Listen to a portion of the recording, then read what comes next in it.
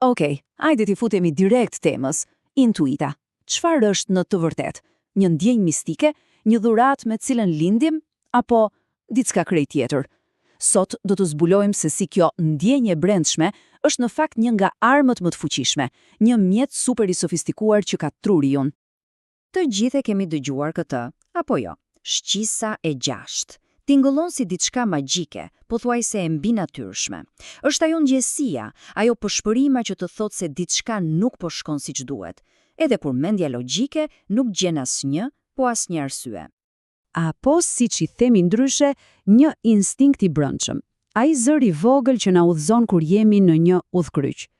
Por, për të kuptuar vërtet fuqinë e jashtëzakonshme të këtij instinkti, duhet të dëgjojmë një histori ku pikërisht ky instinkt ishte ndarja e hollë mes jetës dhe vdekjes së sigurt.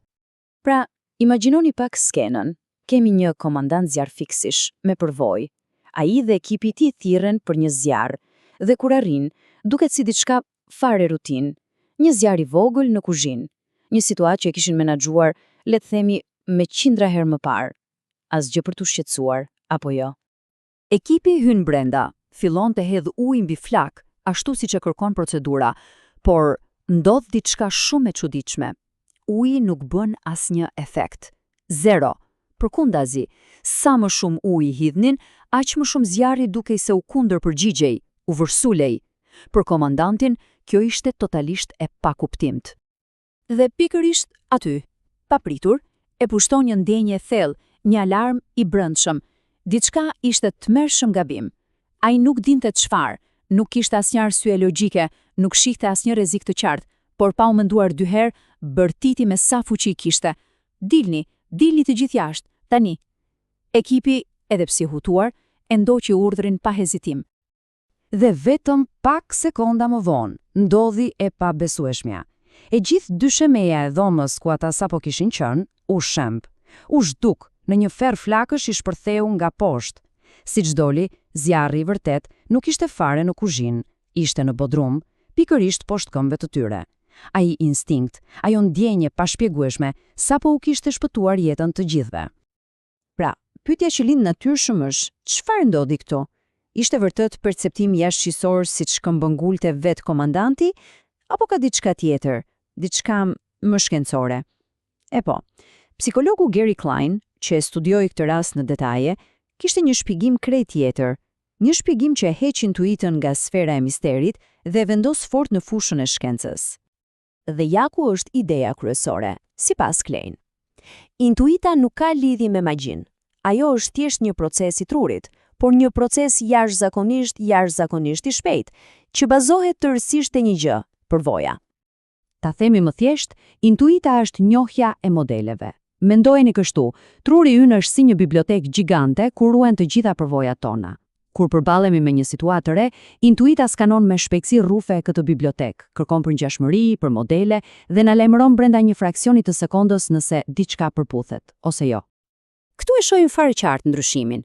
Në njërin anë kemi analizën klasike, atë që na mësojnë në shkollë, e ngadalt, hap pas hapi, ku peshojmë të gjitha prot dhe kundrat. Në anën tjetër, kemi intuitën, e shpejt, e menjëhershme.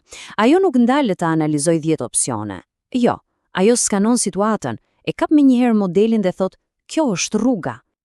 Tani, le t'i kthehemi komandantit ton. Ajo shqisa e 6 ishte në fakt truri i tij me mira orë përvoje që i bërtiste. Kujdes, diçka nuk përputhet këtu. Ai priste një zjarr të zhurmshëm, por ky ishte i qetë.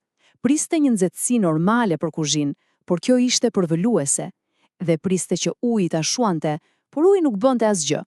Këto ishin alarmet kuq. Truri i tij nuk e dinte pse ishte ndryshe, por e dinte me siguri absolute se kjo nuk ishte një zjarr normal kuzhine. Dhe kjo nuk ndodh vetëm me zjarrfikësit, as pak. Kjo aftësi për të njohur modele në çast është thelbësore për ekspertët në fusha nga më të ndryshmet, sidomos aty ku vendimet duhet të merren shpejt dhe pasojat janë të mëdha. Marrim spitalet për shembull. Një infermiere me vite përvojë mund të hyjë në dhomën e një pacienti dhe thjesht ta ndjejë. Edhe pse monitori tregon shenja vitale normale, diçka në pamjen e pacientit, në frymëmarrjen e tij, i thot asaj se situata po përkeqësohet. Pikërisht kjo ndjenjë, çojë në krijimin e ekipeve speciale të reagimit të shpejtë nëpër spitale. Dhe kjo është pjesa më e fortë. Një studim arriti në një përfundim tronditës. Shqetësimi i infermieres, edhe pa të dhëna konkrete, ishte parashikuesi më i saktë se pacienti kishte nevojë për ndërhyrje urgjente. Mendojeni pak, një ndjenjë ishte më e saktë se makineritë. Kjo tregoi se spitalet duhet të fillonin t'i besonin këtij instinkti ekspert. Por nuk bëhet fjalë vetëm për jetë vdekje. I njëjti parim vlen edhe në botën e biznesit dhe krijimtarisë. Për shembull, të giganti i videolojrave Electronic Arts. Si vendosnin ata se cila lojë do t'ishte hiti i ardhshëm? Shpesh mbështeteshin te intuita. Kërkonin modele dhe paralele me lojrat e suksesshme të së kaluarës për të kuptuar se çfarë do të funksiononte sërish. Tani, lajmi i mirë është ky. Intuita nuk është një dhunti magjike që ose e ke ose nuk e ke.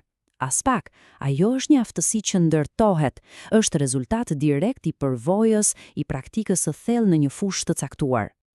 Dallimi mes një fillestari dhe një eksperti është si nata me ditën. Fillestari shikon një problem dhe i duhet të kujtojë rregullat nga libri. Eksperti nga ana tjetër ka atë bibliotekën mendore për të cilën folëm. Ai nuk sheh vetëm rregulla, ai sheh të gjithë tablon, detajet e vogla, edhe ndjen në kock kur diçka është në rregull ose kur diçka thjesht nuk shkon. Po mirë, si zhvillohet kjo aftësi? Nuk mund ta mësosh nga një libër. Ajo transmetohet. Si? Së pari përmes praktikës, ku një fillestar punon krah një eksperti. Pastaj, eksperti duhet të mendojë me zë të lartë, pra të shpjegojë procesin e tij intuitiv. Hapi tjetër është t'i bëj pyetje fillestarit, ta drejtojë që t'i gjejë vetë përgjigjet. Dhe së fundmi duke treguar histori dështimesh e suksesesh, që krijojnë një kuptim më të thellë. Tani, kujdes, duhet të jemi të sinqert. Intuita nuk është e pagabueshme, por kundrazi. Ajo mund të jetë edhe shumë e rrezikshme, sidomos kur bota rreth nesh ndryshon dhe modelet që kemi mësuar në kokë vjetrohen. Shembulli klasik është ai i videokasetave ose VCR-ve. Në vitet 80 u desh goxha kohë që ato të përdoreshin masivisht. Ky ritëm i ngadaltë u kthye në një rregull intuitiv për botën e biznesit. Kur dilte një teknologji e re, ata thoshin: "O, do doj po aq kosa VCR-t." Por pastaj erdhi interneti dhe u përhapsi zjarri. Rregulli i vjetër i VCR-s ishte bërë totalisht i pavletshëm, duke i çuar kompanitë në vendime katastrofike. Pra, çfarë duhet të bëjmë? Ta hedhim poshtë intuitën? Absolutisht jo. Çelësi nuk është të zgjedhim njërin apo tjetrën, nuk është një betejë mes intuitës dhe analizës. Vendimarrësit më të suksesshëm janë ata që dinë të kombinojnë të dyja në mënyrë perfekte. Mendojeni si një dialog. Përdorni analizën, pra të dhënat, për të testuar ndjenjën tuaj intuitive. A i mbështetin numrat ato që po ju thot instinkti? Dhe ana sjelltas, përdorni intuitën për të sfiduar analizën. Shikoni një tabel me numra dhe pyesni veten, a ka diçka këtu që nuk më duket logjike, që nuk më shkon? Ato duhet të kontrollojnë dhe balancojnë njëra tjetrën. Okej, por si t'ja shpjegosh një ndim intuitiv ekipit tënd? Nuk mjafton të thuash, kam një ndjenjë të mirë për këtë. Këtu na ndihmon metoda e Carl Wake, me 5 hapa të thjeshtë. Së pari, thuaj, ja si e shohun situatën. Së dyti, ja çfarë propozoj të bëjmë. Së treti, ja pse mendon kështu. Së katërti, ja çfarë duhet të vëzhgojmë për të parë nëse jemi në rrugën e duhur. Dhe hapi më i rëndësishëm. Tani, më thoni mendimin tuaj, më sfidoni. Kështu, një ndjenje personale kthehet në një strategji grupi. Pra, për ta përmbledhur, intuita nuk është një zë misterioz nga lart.